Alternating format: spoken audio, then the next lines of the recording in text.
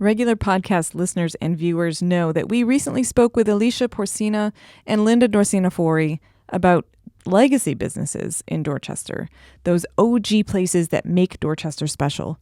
But we don't want to neglect our newest businesses, those that opened within the last year and continue that legacy of making Dorchester special. So we tracked down two entrepreneurs this week, both of whom are female, by the way. And we wanted to learn more about what it's like to run a new business in Dorchester. I'm here with Angelica Arnoux from Café Bleu, which is one of the newest businesses here in, is this Dudley? Upham's? This is Upham's Corner. Upham's Corner. Yeah. And it's a coffee shop. Mm-hmm. And tell us more about Café Bleu. We're a mother-daughter duo. We're a coffee pop-up. And so we collaborate with a local flower shop on Dudley Street. And we do Friday and Saturday coffee pop-up. And we're basically trying to bring the third place culture with the Haitian coffee culture into a neighborhood that doesn't have it. Nice. So you actually have Haitian coffee beans? Yes, we do. Ooh. We have Brew, which is our coffee bean supplier, and it is direct trade. Nice. I know, I should pull it out for the camera. It's direct trade with farmers in Haiti and all throughout the Caribbean. Okay. So they source coffee beans from Haiti, but they also source all throughout the Caribbean too. So it's Caribbean specific beans. Very nice. And when did you open? We opened in July Okay. of this summer in July, and it's been fun. Yeah. Yeah. How did you pick this location? Well, we've been collaborating with Estella for a couple of years before that, but also we wanted to stay in Dorchester. Okay. Dorchester, besides the major chains, we have only a few sit-down daytime places Yeah. for people, and so it's like, where is foot traffic in Dorchester that really needs something to fill in that space for the many residents that live in the area? So Upham's Corner was a great corner for that. And are you Haitian? Do you have Haitian family? Yes. So I'm from Haiti. And my mom and I came here in 1991, Okay. I believe. Yeah. So how has everything been going so far since July? So it's been great. It's been fun. We have been able to cater to the many different cultures of the neighborhood, which is what we have been looking for, and keeping it with the Latin Cape Verdean community here, the newcomers, the young people, just many people here. So it's been fun to build with the community. And we've gotten great reviews from people, so they do enjoy our Haitian coffee beans. I've heard good things about Haitian coffee. So it's been great, and we've been able to expand, and it's also been challenging trying to balance that service in a neighborhood where people are not used to it being Right. 2 days a week at the same time, and just building. But we're slowly building the brand. We didn't expect to hit the ground running. Right. And outside of that, we've been trying to diversify with events too. And so we've been collaborating with Estella, owner of Dahlia's Garden, and doing events. And we've been trying to do events once a month to get people to do arrangements, have some pastries and coffee. So it's been great. Oh, that's a really Yeah. good collab. There's nothing like a coffee shop smell, except maybe a plant store smell. Exactly. And now you've got both. Exactly. And I'm really excited by that. Yeah, when we're not brewing coffee, you can smell lilies and other flowers. So anytime people come in, they're like, it smells really good here. So it's either our fault or Stella's fault, Love depending that. on the day. Yeah. So what are some challenges that you have encountered that maybe were unexpected? That weren't expected. We are in an old building, and so electricity has been... So unexpected is the word. Yes, right? unexpected is the word. Yeah. Not having reliable electricity, though they're figuring that out, but that does impact how we Yes. can service people. We brought a generator, but it impacts because it downscales the operations a lot.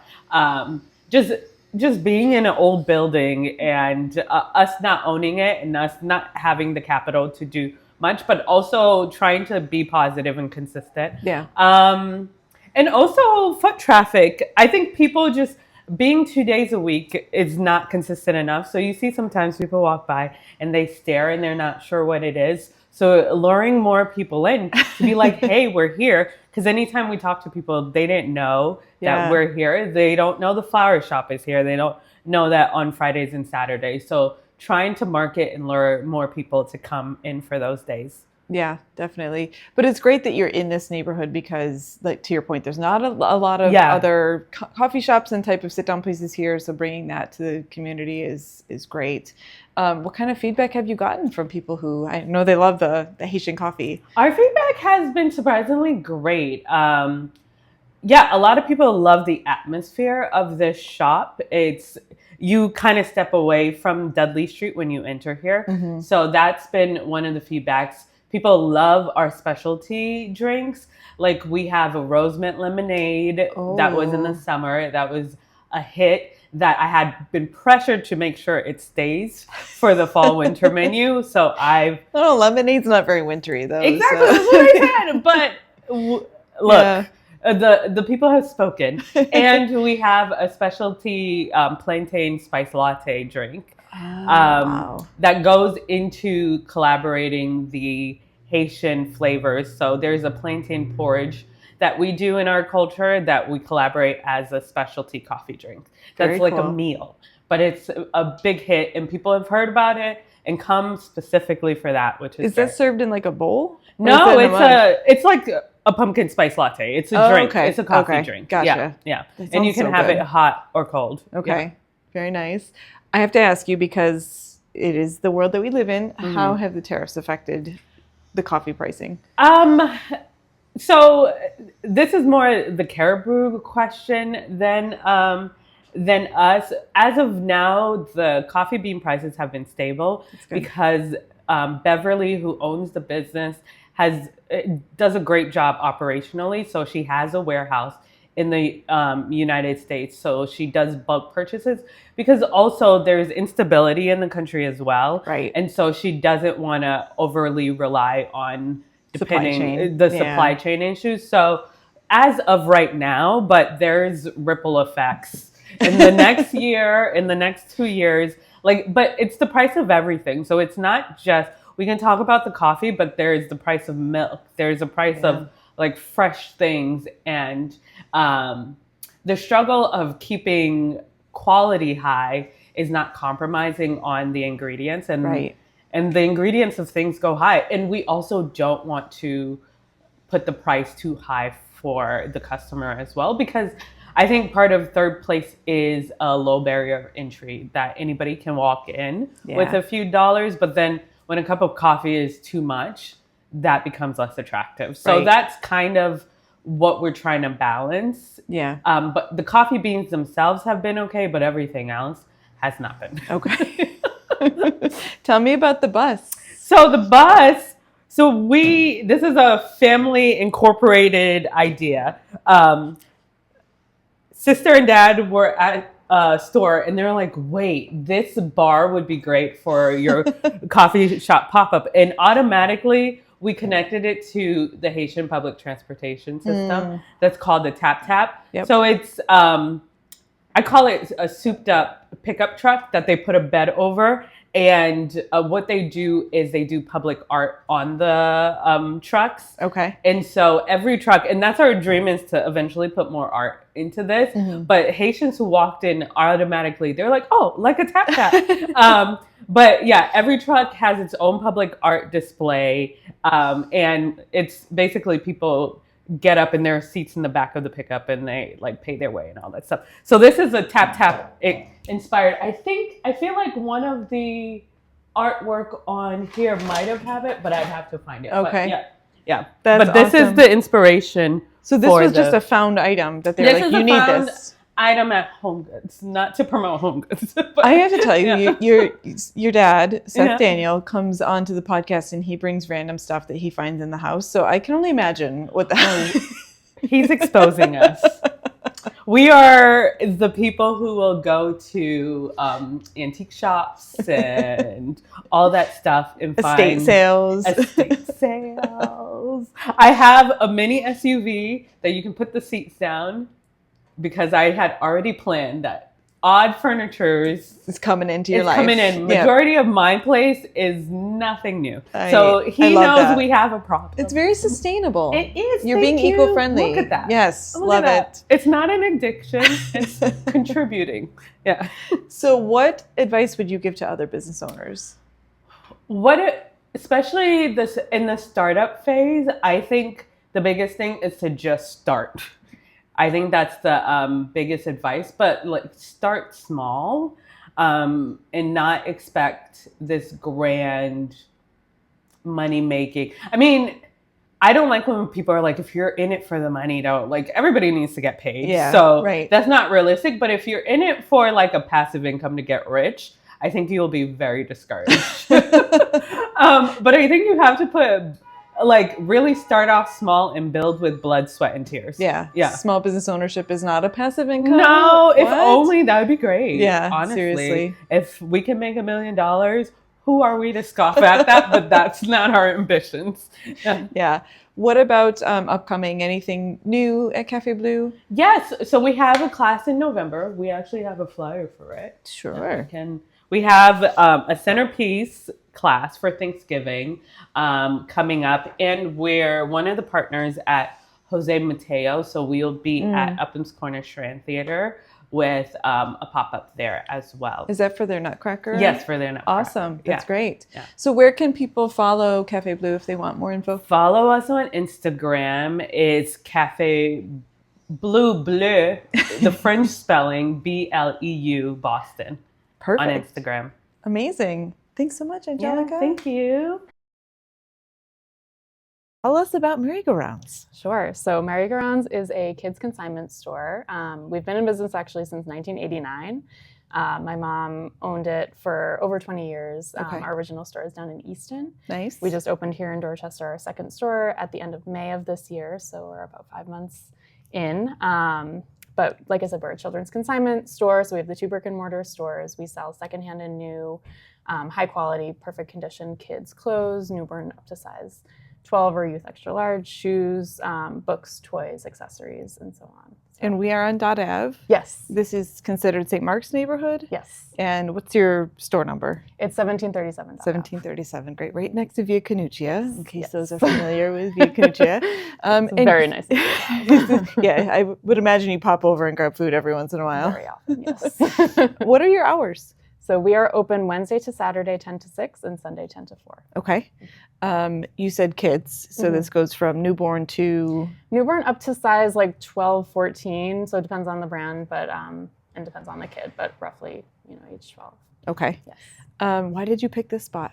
So it's a kind of serendipitous story. I had kind of been putting out feelers about wanting to potentially open a store in Dorchester, and a friend of mine, Michaela Flatley, who owns The Local Hand, another awesome small business in Dorchester, she had kind of been scoping out spaces for me. She heard that this space might be available, and it turns out the owner of this building is the pharmacist next door at Crawford Drug, Okay. Mike, who is super involved with Greater Ashmont. So I had an initial meeting with him, learned that he actually lives in Easton, and his wife is like one of our longtime customers and consigners. So What a we kind of just small like hit world. it off right away. And I love the space as soon as I saw it. It's like a great size. It has amazing light. It has amazing neighbors. These awesome light fixtures. Yeah. So it really just kind of fell into place like even sooner than I had initially been planning to open a store. I thought I'd be kind of like giving it a few more months to a year before I actually opened, but this kind of came together really quickly and really easily. So, Nice. It's the perfect spot. And you do live in Dorchester, right? I do. Yeah, Okay. it's a 25-minute walk for me to get to work, which is amazing. That's amazing. Yeah. So what's it been like so far? Really great. Really positive reception so far. People have been really supportive and really welcoming. Both kind of the business community, Greater Ashmont Main Streets has been very, I've been involved with them and they've just supported in a lot of different ways. And customers and residents alike have been very, very welcoming. It seems, based on what people have been saying, there's like, it's filling a gap that existed. People didn't have kind of a reliable place to bring their kids things that they no longer need, that the kids grew out of. And then also to just shop for high quality, affordable children's goods. So I think one of the like nicest things I've been hearing is so many different people have just been saying like, thank you so much for being here. And Aw, I remember there was like a woman walking by once that she just poked her head in. She didn't even come in. She was like, I don't have any kids to shop for, but I'm just so happy you're here. So thank you. So it does feel, it feels very genuine. And there is an eco element to what you're doing, right? It's keeping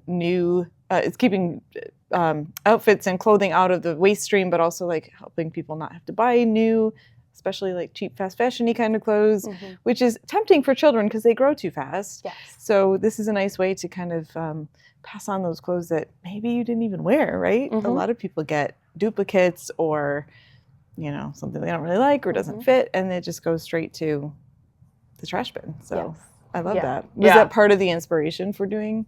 Definitely. I think it's every time I talk to somebody about the business, the business model, the response is always like, oh my God, that makes so much sense. Like kids grow so fast. Like across the board, that is the response. And I think, like you said, the environmental impact of it is really huge. It's like sustainability is so inherent to our business model that like the more we sell, the greater the impact on the environment is, which is kind of the opposite of many businesses. So it's nice to like, increase that impact as much as we can. And I think to get more people to kind of get comfortable with the concept of shopping secondhand, it's not it's definitely becoming more accepted and more mainstream, but not everyone is on board just yet. And I think with kids things, that is one of the like kind of earliest entry points for people because it does make so much sense for the reasons you just said. And honestly, once people just like come in the door or like see us at a market and they look at the inventory itself, they're like, wait, this looks perfect. Like nothing is wrong with this. So it's a nice way to just kind of like start to shift that perception and that mentality that people may have about secondhand. So it's cool to be, part of that education. So the environmental piece is really big. And then also just the social impact is another big part of what we do as a business. And actually is like legally the way we are structured. We're a Massachusetts public benefit corporation, which means that like it's in our like founding document that we are committed to a social environmental impact. We're also a B Corp, so we're certified as a B Corp that kind of is all these standards that we have to meet. It's not an easy certification to get. It's not. It's a lot of work, a lot of steps. I actually have an intern helping me this semester to prepare us for the recertification. Is that an annual renewal? It's every 3 years. Okay, but they've changed their requirements pretty significantly, so we're preparing for the next round in 2027. Okay. But the other piece of the social component that I just wanted to mention was, I think the obvious piece is it's really quality items for a much more affordable price than if you were buying them new. But then the other piece that I'm like getting more excited about, the more I'm like deepening my ties to this local community, and then also in Easton, I've had strong ties there for a very long time, is just how much of the resources stay local. And I think, I wish I remembered the number, but like, for a big corporation, most of the resources generated leave the local community. For a small business, it's a much higher percentage that stays in the community. And then for a consignment business, it's like almost everything stays because, the inventory comes from local people that bring in their clothes. They get paid a percentage after it sells. Right. And then we are, the people that own and work at this business are all local as well. So like almost all of the resources that this business generates stay, and they contribute to it's very sustainable. So very supportive. It's a very kind of community oriented social impact. So everything is here on consignment model. Pretty much everything. Okay. Yeah. So with just a small exception of some of our Melissa and Doug toys are new from the manufacturer, and a couple of other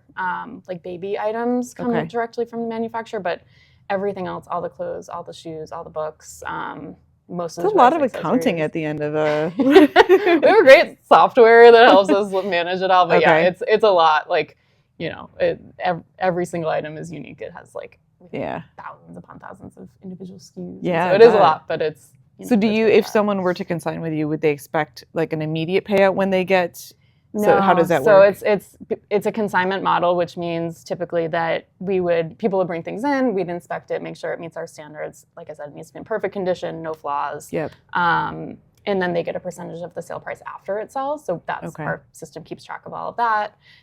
They're able to take that as a payout, whether that be Venmo or check or cash, or they could use it in the store as store credit. the same percentage either way. So Okay. we try to keep it, as flexible as possible for how people want to use it. And is that paid like as soon as the item sells, or do you do like a monthly reckoning, or? It can be whenever people want. So as soon as the item sells, the money's available to them. Okay. We don't like automatically mail a check or anything, but people can request a payout anytime they want. And they can check their balance and things too? They can log in. Cool. There's like a system that they can log into online and check. So, nice. Yeah. Awesome. Well. You also have some games and toys. So if someone wanted to come in and check out your inventory, they know your hours, but what if they wanted to consign things? Yes. So all of that information is on our website, but the brief kind of overview, we are seasonal. We're taking fall, winter right now. We switch over to spring, summer in January, actually. So we always try to be kind of like a season in advance. And there's 2 ways to bring things in. The easiest is dropping, we call it a drop off, which is just bring it in anytime we're open. If you haven't consigned with us yet, we'll set up an account for you right then and there. We would look through the things later rather than on the spot. And if there's things that we couldn't sell for whatever reason, we would donate it. We donate everything to Cradles to Crayons, which is an awesome local nonprofit serving kids in Massachusetts. If the person prefers us to look through the items on the spot and like return things to them if we can't take it, if they have like a family member or something that they wanted to pass it on to, then we would schedule an appointment in advance, and that they can just call or message us and we can schedule that. So those are the 2 like options for bringing things in, and then like I said, all of the guidelines and everything are on our website. So you already had a location in Easton, so this is just an expansion. So I'm assuming that made it a little bit easier because you knew what you were doing. You were learning the ropes as you were opening. But what were some of the things that surprised you? Yeah, good question. And yes, I think that is true. I think I wouldn't have been able to expand if like things weren't, kind of taken care of in Easton. So I'm extremely grateful to the team in Easton, including my mom and our employees that are kind of have been holding down the fort a lot. So that's amazing that is the way things were able to go. But I guess surprising, I think a lot of it comes down to just marketing. We have been in Easton, the store has been in Easton since 1989. My mom took over in 1999. And so it's been around for a very long time. And it's kind of just like a known institution in the community, and like not just Easton, but the surrounding communities. And there's just so much word of mouth marketing that happens. There's so many repeat customers. There's so many, just like it's known. And we have so much here. Yeah, we have some of that. There's actually like more overlap between Easton and Dorchester than I had thought, which was a surprise in itself. But or people who live in Easton work here, or like something like that. So they kind of already knew about us, but there is so much more marketing needed than I'd ever been used to in Easton, because I didn't take over until like it had been running for such a long time. But here we need to get the word out. It's obviously a much bigger community. So I think that like just old-fashioned outreach has been helpful. Brianne Gore, who we were talking about, she's been working with me, and she's amazing, and she's extremely connected in Dorchester already. So she's been just like getting the word out as much as she can. Part of what she does is she'll like take flyers and just show up at a park or show up at a playground and just walk up to people and hand them flyers and tell them about the business. So it really feels just like people like that on your team. And that like, and she's much more comfortable doing that than I would be. So it's like it's awesome that she's able to kind of like utilize that strength. And I think we're slowly kind of doing that direct outreach. We're doing a lot of social media outreach, and then the word of mouth is expanding. I think there's Facebook groups that people are talking about. So it's like it's percolating. You get into those mom groups and you're in, Exactly. So that's been great. But it's I think I guess surprise to answer your question has been like, oh right, marketing matters, and like that's not something that has been my like strong suit previously, but I have to prioritize it more with this. This location. And you are pretty networked in like the GAMS area, because we're in St. Mark's, but Greater Ashmont I think runs this part we're of officially Dorchester. part of GAMS. But so if you've talked to other business owners in the area, what advice have you given them or gotten from them that you would pass on to someone else? Great question. I think there's like 2 pieces of advice that I would share if somebody asked, and I think I've received versions of it as well. And I think I'm very much still like working on these, so I wouldn't act like I have this figured out. But the first one is kind of define what enough means to you. I think that is something that I continue to again try to work on. But like being a business owner, you could, and probably, you relate to this too, like you could always be doing more. You could always be marketing more. Could be better. You could be increasing sales. You could be like doing one more market every month. Like there's no limit to what you could be doing to grow your business or to improve your business. And so that is like the fast track to burnout and just like stress and having no life, you know? So I think if this is something that you want to do in the long run, kind of being really introspective and honest with yourself about like what is actually enough. And I think it's very pragmatic too. It's like what financially, what are the revenues I need? How much do I need to be paying myself? What is the profit, margin that I need to be hitting? Yeah. But also just like your time, how many hours a week should I be, devoting to this versus like actually taking some time off rather than everything bleeding together. And really kind of having an answer to that so that you feel less like guilty about. You'll never get away from it. Exactly, I know, but it's just like having a little bit more clarity around your own personal definition of enough. I think that's a big one. And then the other one is kind of knowing, I guess it's related, but knowing where you need help and asking for it. And that's been a big learning with this location, especially. Like you're gonna need help no matter what. So being like accepting that from the beginning is going to make it go a lot smoother than like toughing it out. Yeah, and just like dragging people in your life into it, like no matter what. Yeah. And so with this store, my mom, like I said, she and I have owned the business together. She was just like, this would not have happened without her. She designed the entire physical layout. She should be an architect, I think, in another life, but she like figured out the layout. She did pretty much all of that. And my partner, he built all of the racks and like, helped like physically set it all up and just helped with so much of the project management side of things because that's his job. Yeah. His stepdad painted everything. I think there's just so much. It takes a family, a village. Yeah. Yeah. Definitely. And what I mentioned too of just like the other business owners in the area and the organizations have been really helpful, and our team. So I already mentioned Bree, but I knew I needed to hire kind of somebody to work in the store who was reliable and consistent. And our other staff member here, Tisha, has been just so awesome. And, as a college student has been just so responsible and wonderful. And like I said before, the Easton staff have just been so amazing and understanding and have kept that store running so smoothly while I've been, other people have said this is kind of like your new baby, and so it kind of takes up all of your energy. So they've been able to keep the other one going. So asking for help, kind of knowing where your kind of, I don't want to say weaknesses, but like knowing where you could need help and kind of finding the specific places where that help can be provided makes it go a lot better. And it's fun. It's just so much more fun to do. Again, there's like no business in the world that is solo. It's always other people and lots of other people involved. So leaning into that as much as possible. What's coming up in the future? Sure. So we have a few things that I'm excited about. So one is we have been starting to schedule like private in-store shopping events after hours. We've been doing those in Easton for a while, and they're really popular and well received. So we're starting to schedule some here in Dorchester. So basically it's just someone gets together, either just a group of friends or if it's like an organization or a club, and we schedule a date and they can come shop after hours as a group. It's like an opportunity for them to hang out with each other. We'll offer snacks, drinks, and it's just like a fun night out. Oftentimes in Easton, there's also a really good Italian restaurant right next door. So they like you just follow the Italian restaurants pretty much. Around Boston? That's like the secret sauce. It just works perfectly. But they'll self-organize and like go to dinner afterwards. So hopefully like something similar could happen here. So scheduling more shopping events is one. And I should mention, you do have a little room for children. Yes. So if you do bring your child here and want to shop without them, there's coloring and toys and books and stuff, which is really cool. A little play. It's a multi-purpose room. So it's our little tiny play area. It's also our fitting room. It's also our book room. So we make it work. And in Easton, it's similar. Like our dressing room is also the playroom. So work with what you've got. So if you're coloring, but you got to get out while they... Exactly.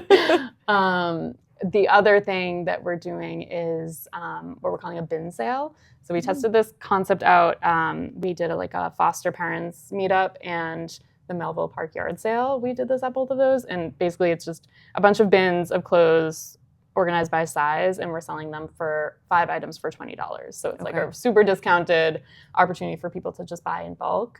So we'll be doing that in the Dorchester store the weekend after Thanksgiving, so Black Friday and that weekend. So we're excited to test it out, see how it goes. So we'll be sharing more about that on our social media. And I guess what are your social media? Yeah, great question.